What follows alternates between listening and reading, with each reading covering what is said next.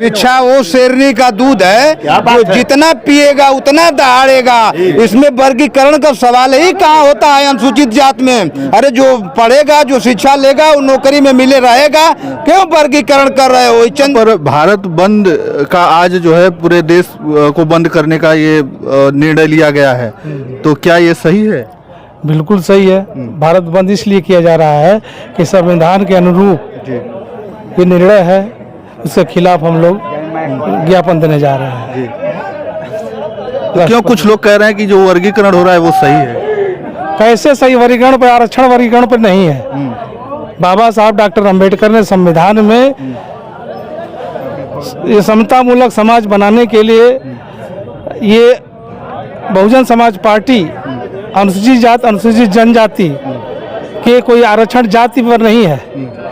आरक्षण एक अनटचबिलिटी, समानता के लिए है। गैर बराबरी जब तक रहेगी इस देश में तब तक आरक्षण रहेगा, जब तक जाति रहेगा तब तक जातिवाद रहेगा और आरक्षण रहेगा।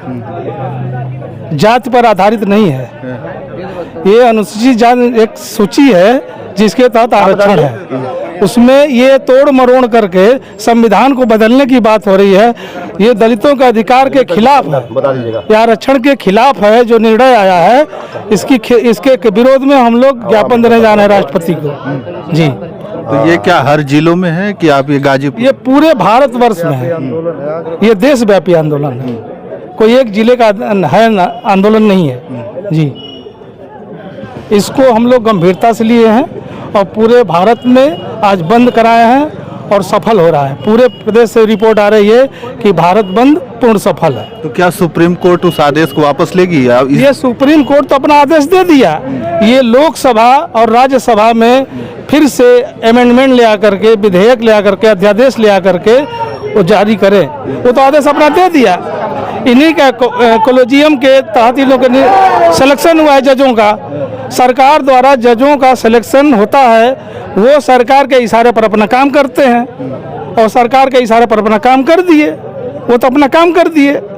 अगर सरकार दलितों के हितैषी है, समर्थक है, विकास करना चाहती है तो एक विधेयक लाए, अमेंडमेंट लाए, अध्यादेश लाए और संविधान में संशोधन करे आर्टिकल 9 में।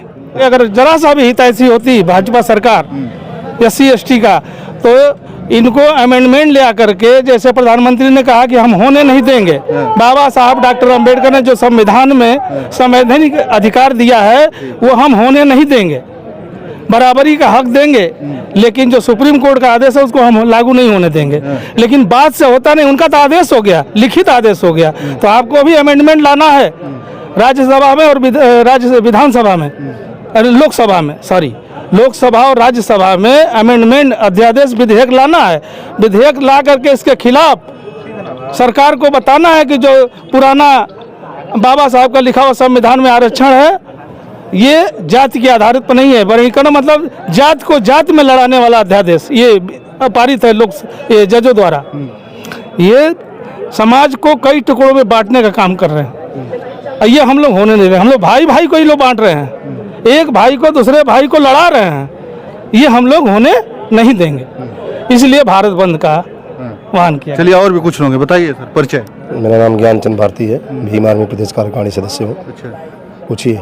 भारत बंद के लिए आप लोग यहाँ पर एकत्रित हुए हैं इस गाजीपुर में, और जो है पूरे भारत में इस तरीके का आंदोलन हो रहा है। आप देख रहे हैं जैसा भी सुप्रीम कोर्ट का आदेश आया, क्रीमी लेयर और उपवर्गीकरण, तो उपवर्गीकरण के बारे में हमको अपने लोगों को बताना पड़ेगा, समझना पड़ेगा आखिर हम क्या चाल है, इसके पीछे क्या राज है। उपवर्गीकरण में मुझे यही समझ में आया, अगर SC की सीटें आ रही हैं 20, तो अगर SC में चमार है, खट्टिक है, पासी है, उसाद है, धोबी है, तो तमाम जातियां उसमें हैं। अगर 20 सीट आ रही है, चीज़ों को समझने की ज़रूरत है। उस 20 सीट पे अगर बांट देता अलग अलग भागों में कि 2 सीट चमार का, 3 सीट पासी का, तो 3 सीट खट्टी का, 3 सीट उनका, 3 सीट फलाने का, 3 सीट ढकाने का, तो फिर हमारी लड़ाई वहाँ पे हम लोग फिर सफल नहीं हो पाएंगे। या अगर SC की 20 सीट है तो SC के अंतर्गत जितनी भी जातियाँ आती हैं, जिनके अंदर काबिलियत है, जिनके अंदर वो क्षमता है, जिनके अंदर वो चीज़ें लेने की चाहत है, तो वो सीट अपनी ले सकते हैं। लेकिन अगर यहाँ पे वर्गीकरण कर देंगे तो फिर हम और वो जो है कि सिमट जाएंगे। यहाँ से हमारा जो है कि उनके पीछे उनकी नीति है कि इनको दबा दिया जाए, आगे या उभरने न पाए, आपस में लड़ जाए। अभी साहब बोले हैं कि SC/ST जो भाइयों को लड़ाने का प्रयास किया जा रहा है, तो हम लड़ जाएंगे। 3 सीट अगर खट्टी है, 3-4 सीट कम चमार को मिला है, 2-7 को मिला है, ऐसे मिलेगा तो आप बताइए लड़ेंगे नहीं लड़ेंगे हम लोग। और वैसे क्या है, अगर 20 सीट पर हमारी हमको एग्जाम देना, हमारे बच्चे पढ़ रहे हैं, तो हम पूरा मेहनत के साथ पढ़ेंगे, उसमें जो टॉप करेगा आएगा। अलग अलग करेंगे तो हमारा कहीं ना कहीं हानि है, ये बहुत बड़ा नुकसान हमारे लिए है।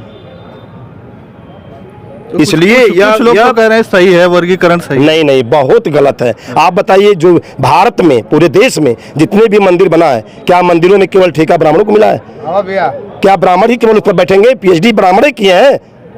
हमारे समाज के लोग, SC समाज के लोग, ST समाज के लोग, OBC समाज के लोग, क्या उसमें विद्वान नहीं है? वो मंदिर में बैठने योग्य नहीं है? गलत है। जब तक इस देश में जातिवाद है तब तक आरक्षण है, और आरक्षण था, आरक्षण है और आरक्षण रहेगा। इसके लिए भले अपने आप को हम लोग कुर्बानी दे देंगे, लेकिन आरक्षण खत्म नहीं करने देंगे।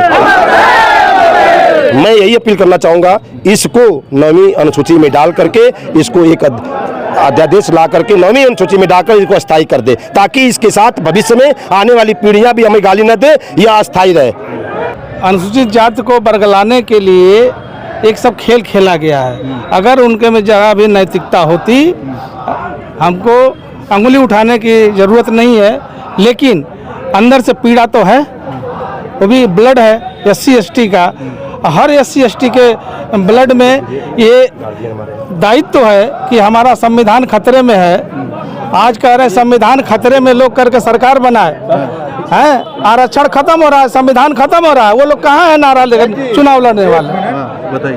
बाबा साहब ने कहा था कि शिक्षा वो शेरनी का दूध है, जो जितना पिएगा उतना दहाड़ेगा।